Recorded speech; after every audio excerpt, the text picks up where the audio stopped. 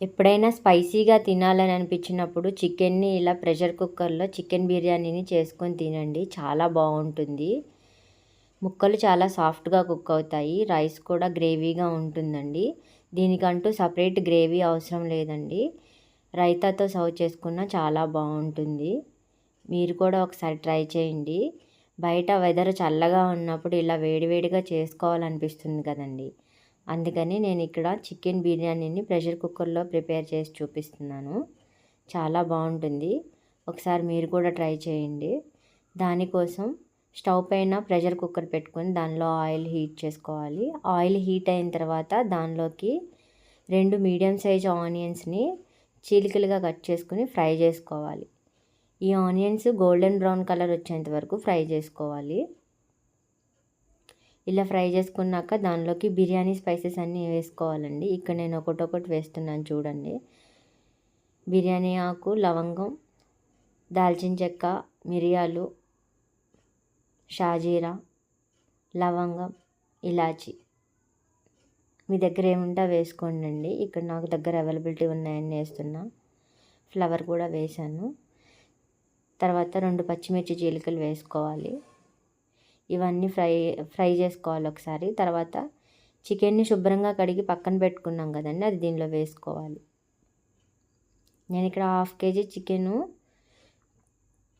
ఇంకా సపరేట్గా 2 లెగ్ పీసెస్ని కూడా వేస్తున్నానండి. ఇవన్నీ మొత్తం ఆయిల్లో కలిసేలాగా కలుపుతున్నాను. తర్వాత దానిలో కొద్దిగా అల్లం వెల్లుల్లి పేస్టు, పసుపు, ఉప్పు, కారం, కొద్దిగా ధనియాల పొడి వేసుకుని ఒకసారి కలుపుకోవాలి. ఇవంతా ముక్కలకి కలిసేలాగా కలుపుకోవాలి.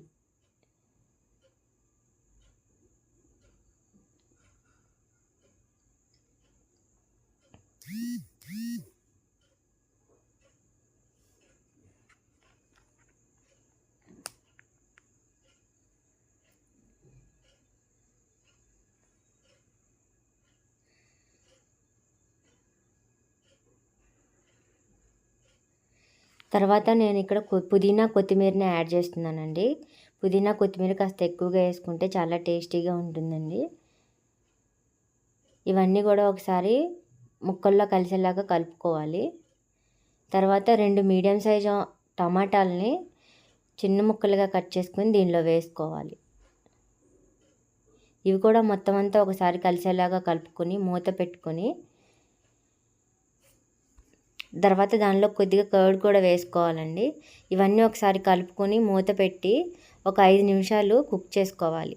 ఈ మసాలాలన్నీ ముక్కలకు పట్టేలాగా ఒక 5 నిమిషాలు మూత పెట్టి కుక్ చేసుకోవాలి. తర్వాత ఒకసారి గరిటెతో కలుపుకోవాలి. తర్వాత మనం నానబెట్టుకున్న రైస్ని ఇక్కడ వేయాలండి. ఇక్కడ నేను బాస్మతి రైస్ని కడిగేసి 2 సార్లు కడిగి 15 మినిట్స్ నానబెట్టుకున్నానండి. అవి ఇందులోకి యాడ్ చేస్తున్నాను. మీరు నార్మల్ రైస్తో అయినా చేసుకోవచ్చండి. ఇవంతా ఒకసారి ఈ రైస్ కూడా మసాలాలకు పట్టేలాగా స్లోగా కలుపుకోవాలండి. నానబెట్టాం కాబట్టి రైస్ ముక్కలు ముక్కలుగా ఇరిగిపోతుంది కాబట్టి స్లోగా కలుపుకోండి. ఇవన్నీ కలుపుకున్నాక దానిలోకి మనం ఎసరును వేసుకోవాలండి. ఇక్కడ నేను బాస్మతి రైస్ తీసుకున్నాను కాబట్టి 1 గ్లాస్ రైస్కి 1.5 వాటర్ని యాడ్ చేస్తున్నాను. మీరు నార్మల్ రైస్ అయితే 1 గ్లాస్ రైస్కి 2 గ్లాసులు వాటర్ని యాడ్ చేసుకోండి. ఒక 1/2 గ్లాస్ తక్కువే యాడ్ చేసుకోండి, ఎందుకంటే చికెన్ నుంచి వాటర్ వస్తాయి కాబట్టి. తర్వాత దానిలోకి ఒక 1/2 లెమన్ని పిండుకోవాలండి. పిండుకున్న తర్వాత దానిలోకి మిగిలిన కొత్తిమీర, పుదీనాను వేసేసుకోవాలి.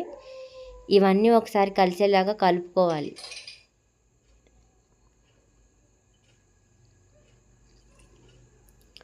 ఇవన్నీ కలుపుకున్నాక మూత పెట్టి హై ఫ్లేమ్లో 2 విజిల్స్ వచ్చేంత వరకు కుక్ చేసుకోవాలి. అంతేనండి, చాలా ఈజీగా చేసుకోవచ్చు. 1 పాట్ బిర్యానీ రెసిపీ అండి ఇది. సింపుల్గా ఇంట్లో క్విక్గా అయిపోతుందండి. ఇలా బిర్యానీ చేసుకుంటే మసాలాలన్నీ చికెన్కి పడతాయి, రైస్కి పడతాయి. సపరేట్గా గ్రేవీ ఏం ప్రిపేర్ చేసుకోవాల్సిన అవసరం లేదండి. రైతాతో సర్వ్ చేసుకుంటే ఇంకా టేస్టీగా ఉంటుంది. ఈ చల్లని వెదర్కి వేడివేడిగా చేసుకుని తింటే చాలా బాగుంటుందండి. మీరు కూడా ఒకసారి ట్రై చేయండి. అలాగే ఎలా వచ్చిందో ఈ రెసిపీ కామెంట్ చేయండి. అలాగే ఈ వీడియోని మీ ఫ్రెండ్స్ అండ్ ఫ్యామిలీ మెంబర్స్కి షేర్ చేయండి. అలాగే ఈ వీడియో చూసిన తర్వాత నచ్చితే కనుక ఒక చిన్న లైక్ ఇవ్వండి. అలాగే ఒక చిన్న సబ్స్క్రైబ్ అయితే చేసుకోండి. అంతేనండి, ఉంటాను. బాయ్.